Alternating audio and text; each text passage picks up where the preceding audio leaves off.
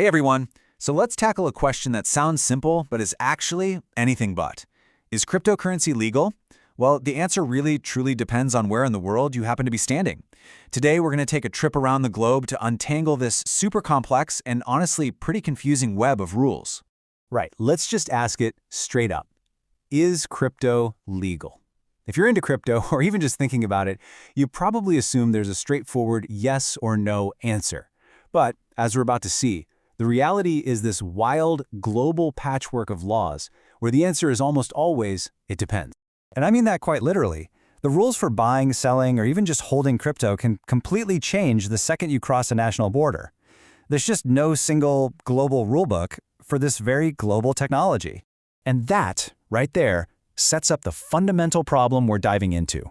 You see, cryptocurrencies were built to be borderless, to be decentralized. But they have to operate in a world that's sliced up and run by national governments. And every single one of them has its own laws, its own worries, and its own agenda. Just let that sink in for a minute. We've got this one technology, but almost 200 different ways of dealing with it legally. It creates this huge, messy patchwork quilt of regulations. It's an absolute minefield if you're a user, an investor, or a business just trying to figure out how to operate. Okay, so to try and make sense of all this chaos, we're going to use a simple tool, a spectrum. We can pretty much place every country's approach somewhere on this line, from total acceptance all the way to complete ban. Honestly, it's the best way to see the big picture without getting totally lost in the details. So here are the four main stops on our spectrum. First, you've got all in. That's for countries that are treating crypto like actual money. Then there's cautiously open, where it's legal, but, there are a lot of rules. It's complicated is that murky middle ground with partial bans, and hard no is, well, it's exactly what it sounds like. Game over. All right, let's do it. Let's take a little trip across that spectrum. We'll look at some real-world countries to see what each of these categories actually looks like on the ground. We're starting at the end of the spectrum, where they've rolled out the red carpet. This is a very, very small club of nations that have decided to just go for it and fully embrace cryptocurrency, giving it a status that, frankly, most people would have thought was impossible just a few years back. And the poster child for this is, of course, El Salvador. They made this historic move to make Bitcoin legal tender. Now, that's a really powerful term. It means that right alongside the US dollar, businesses there are legally required to accept Bitcoin as payment. It is the ultimate stamp of approval from a government. Now let's be real. Very few countries have gone as far as El Salvador. A much, much more common approach, especially for the big Western economies, is our next category, cautiously open. In these places, crypto isn't illegal, not at all. But governments have definitely stepped in to lay down the law on how it's taxed, traded, and watched. The United States is the perfect example of just how complex this can get. There's no one crypto czar. Instead, you have this alphabet soup of agencies all treating it differently. The IRS says it's property, so you've got to pay taxes on your gains. The CFTC sees it as a commodity, kind of like gold or oil. And then FinCEN is all about making sure it's not used for money laundering. So yeah, it's legal, but it lives in this very crowded, very complicated regulatory space. All right, now we're getting into the really messy middle. These are the countries where you can do some things with crypto, but other things are totally off limits. It's not a complete ban, but the rules can feel really strict. And sometimes they don't seem to make a whole lot of sense. Turkey is a fantastic case study here. As you can see, it's a split personality.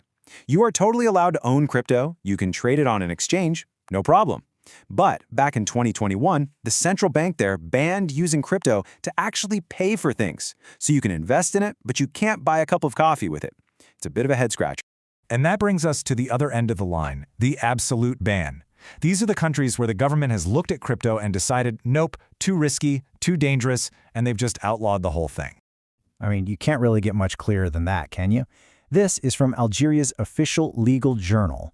It's a blanket ban, no room for argument. China has taken a similar hardline stance, cracking down on pretty much all crypto activities to keep a tight grip on its financial system. Okay, so we've seen the what and the where. Now for the really interesting part, the why. What's actually driving governments to take such wildly different stances on the very same technology? This is really the million-dollar question, isn't it? Why does a country in one part of the world see opportunity where another sees a massive threat? The answers tell you a lot about what these governments truly care about. So what's keeping regulators up at night? Well, as you can see, the #1 reason governments give for cracking down is fighting financial crime, things like money laundering. Right behind that is consumer protection. They want to protect their citizens from scams and the crazy price swings. And then there's the big one for any central bank, monetary stability. They get nervous that a popular crypto could weaken their own national currency. Now, as we start to wrap this up, there's one last crucial point to make. This entire legal map we've been looking at, it is absolutely not set in stone. In fact, it's constantly being redrawn. Seriously, everything we've talked about today is really just a snapshot in time. Right now, all over the world, new laws are being debated, courts are making new rulings, and regulators are scrambling to keep up. A country that's cautiously open today might slam the door shut tomorrow, or throw it wide open. Which, of course, leads us to the final huge question. Where is all of this headed? Are we going to see countries start to agree on a set of rules, or is this legal maze just going to get even more complicated? At the end of the day, the future is probably going to be shaped by this constant tug of war we've been talking about. You've got a technology that was literally designed to ignore borders, trying to exist in a world that is defined by them. That core conflict isn't going away. And that leaves us with this one last thought. No matter what laws get passed in any one country, the global network keeps humming along, the code keeps running, and that creates this permanent, fascinating, and ongoing puzzle that regulators all over the world have to try and solve.